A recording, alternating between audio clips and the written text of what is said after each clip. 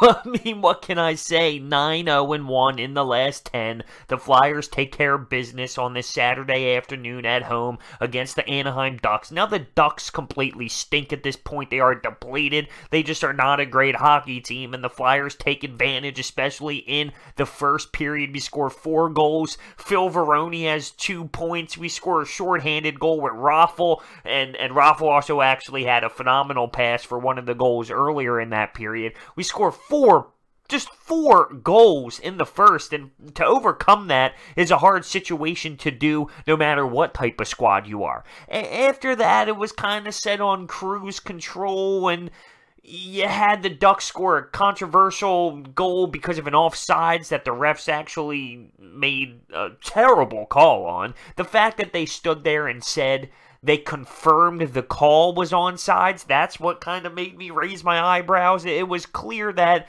it was questionable. Maybe you stick on what was called on the ice, but they went up, reviewed it, and confirmed that it was onside. Interesting. Very interesting. But regardless, they crack into it. It kind of got boring as the Flyers were just, like I said, on cruise control after up 4-0. It ends up getting to 4-2, but late in the game, the Flyers had a power play. The first unit didn't succeed, and the second unit comes out. Sean Couturier over to Nolan Patrick. It's not how you draw it up, but it's a power play goal. That puts us up 5-2, and then real late with about a minute left, we get a nice point shot on net. Travis Konecny knocks it out of midair, and we're talking a 6-2 hockey game. Carter Hart now wins 8 straight himself, and if he does one more, he breaks a record where he is the only netminder before the age of 21 to do so. So he was big today. He made big-time stops. There were opportunities for the Ducks to net one, but Carter Hart came up big, and there you go. You can ride away with that one again. Carter Hart was phenomenal once again. But when you have 6 goals created by your offense, yeah, it's a little bit easier to get the dub. I'm not taking away anything from what Carter Hart did today. I'm just saying he had some offense for him, as multiple guys had some multiple point nights. Sean Couturier had 3, Varone, Raffl, Konecny.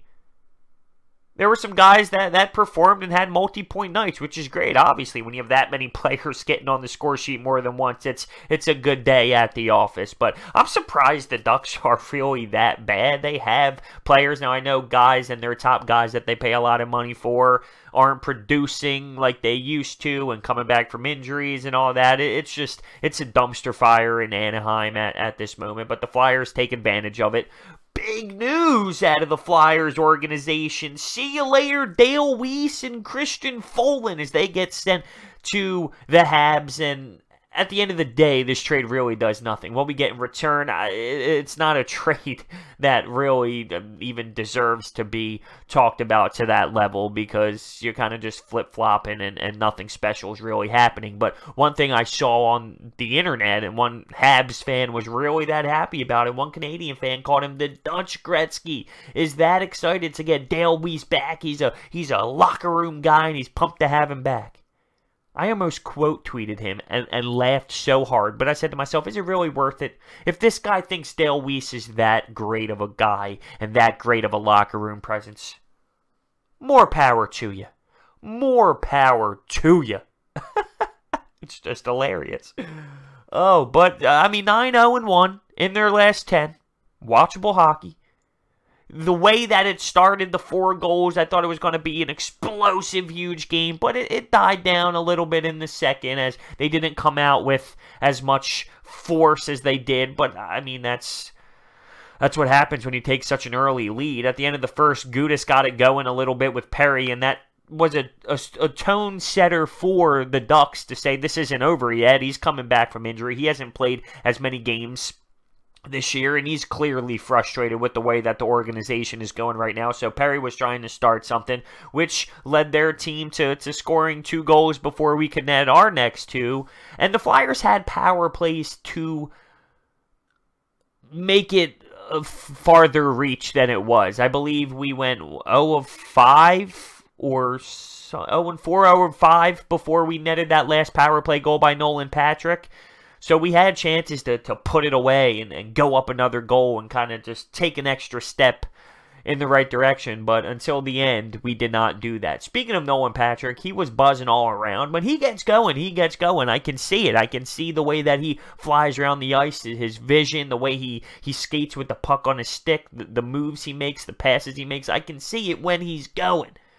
He just needs to consistently be like this. Like, when he's hot, and he's a great player to watch.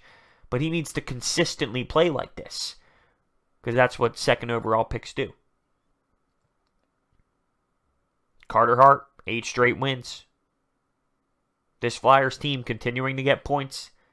And I keep getting sucked back in looking at the standings. We're only this amount of points back. And I think I just keep telling myself it's not going to happen. It's not going to happen. It's not going to happen. So I don't get too upset if it doesn't. I personally believe the hole was just too big that we dug ourselves in the beginning of the season.